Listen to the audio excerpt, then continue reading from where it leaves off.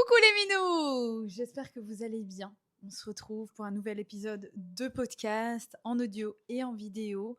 Aujourd'hui, j'aimerais te poser une question. Est-ce que tu t'es déjà sentie incomprise, perdue, totalement démunie face à une situation qui implique une autre personne? Parce que tu as l'impression d'avoir tout fait. Tu t'as parlé à cette personne, tu as cherché des explications, tu as aussi essayé de te faire comprendre par ces personnes et tout ce que tu avais sur le cœur, tu as essayé de lui dire, mais cette personne ne t'a pas écouté. Ou alors elle a écouté, mais juste pour répondre, pour se défendre, ou alors elle s'est sentie peut-être attaquée et elle a voulu répondre avec son ego. Et du coup, toi, tu sors de là et t'as pas du tout trouvé de solution à ton problème. Tu te sens toujours mal. Tu as toujours ce truc au fond de toi qui fait en sorte que t'es pas bien. Je suis sûre que cette situation, elle t'est familière, que ça t'est arrivé au moins une fois dans ta vie.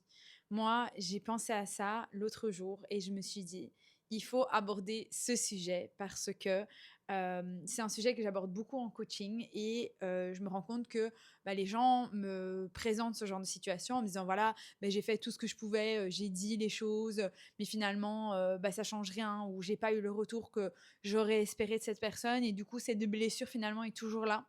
Et à cette situation, à cette réponse, je pose toujours beaucoup de questions. J'essaie de comprendre qu'est-ce que la personne en question recherche. Et après, je lui explique aussi que malheureusement, cette solution-là, elle fonctionne quand on a quelqu'un en face de soi qui est ouvert, qui écoute pour vraiment écouter et pas pour répondre, pour se défendre, et qui est vraiment totalement ouvert à nos sentiments, à nos émotions, ce qui malheureusement n'est pas souvent le cas.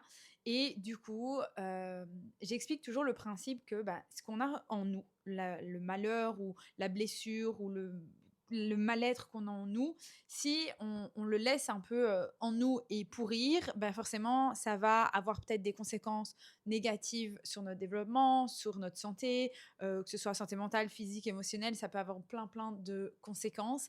Et du coup, ce que j'explique toujours, c'est que parler à la personne n'est pas le seul chemin. Alors je sais que beaucoup pensent que c'est la seule solution en disant voilà, j'ai tout essayé, j'ai parlé à cette personne, je n'ai pas obtenu ce que je voulais et qui du coup se disent qu'il n'y a pas d'autre solution. Aujourd'hui, j'ai le plaisir de t'apprendre qu'il y a d'autres solutions et et qu'il est important en fait de mettre l'accent sur le fait que le main problem, vraiment le souci dans ces situations, c'est que toi, tu as quelque chose en toi qui est pas bon pour toi. Ok.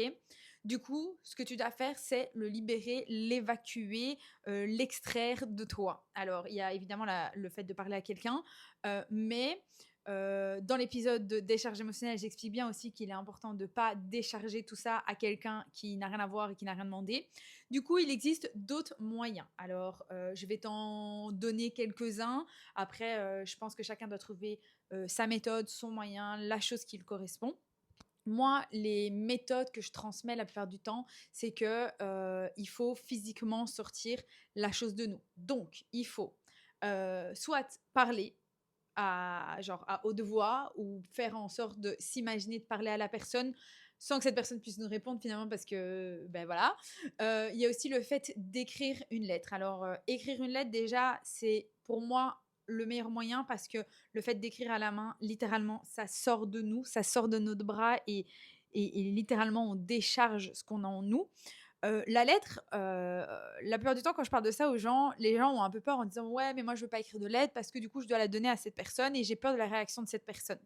Alors moi, tu peux donner la lettre à la personne, mais ce que je te conseille, c'est juste d'écrire la lettre et de potentiellement pas lui donner, de la brûler, de faire un rituel aussi où tu dis ok voilà je laisse partir ça, tu brûles la lettre et tu dis je me déleste de ça, j'accepte ce qui est, j'accepte que j'aurais peut-être pas la réponse que je voudrais ou la réaction que je voudrais de la personne, mais tu laisses partir.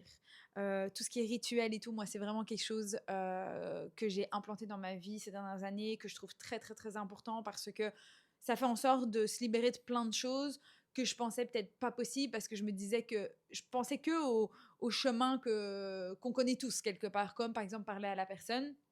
ou écrire une lettre et lui donner et avoir un retour qui est pas cool. Donc non, moi j'écris des lettres, je les brûle.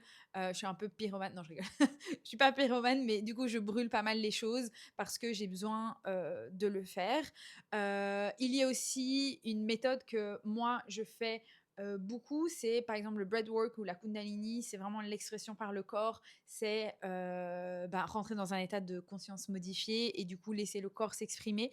Moi, ça fait en sorte que je me libère d'énormément de choses.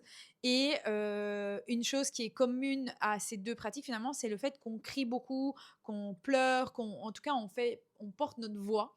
Et l'autre jour, j'ai fait une cérémonie de purification et en fait, j'ai également crié pendant cette cérémonie. Dans la cascade, il fallait crier de toutes ses forces pour libérer le négatif qu'il y avait en nous.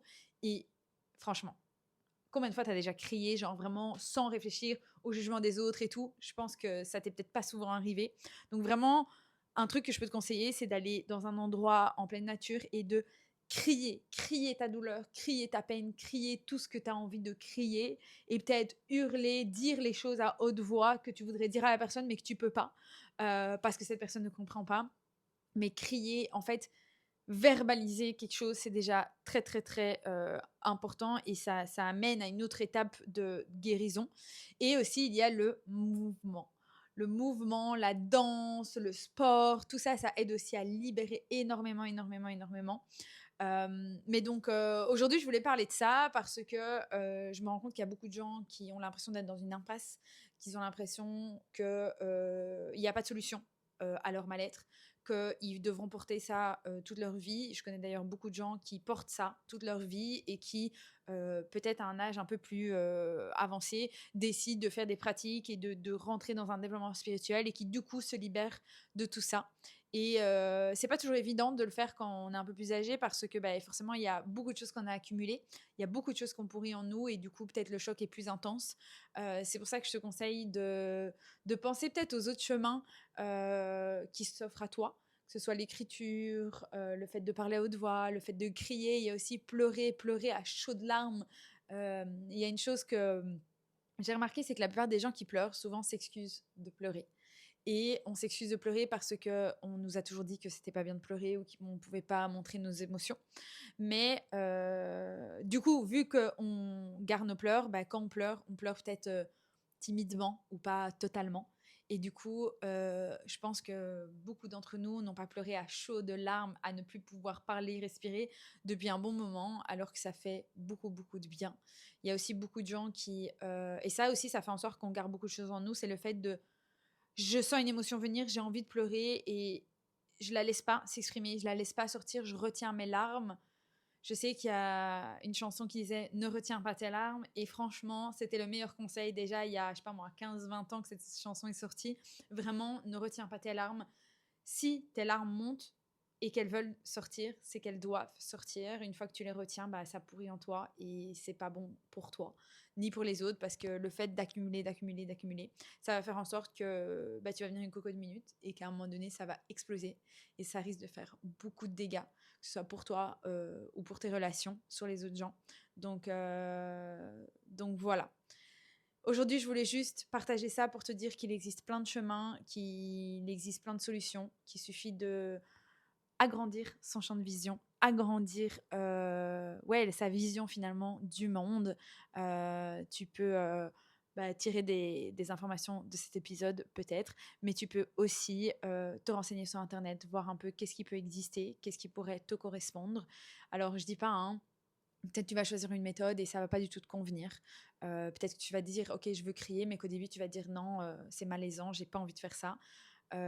C'est normal que c'est malaisant parce qu'on n'a pas l'habitude de le faire, mais je pense que c'est quand même important de persévérer dans une chose comme par exemple le cri et les pleurs et tout ça.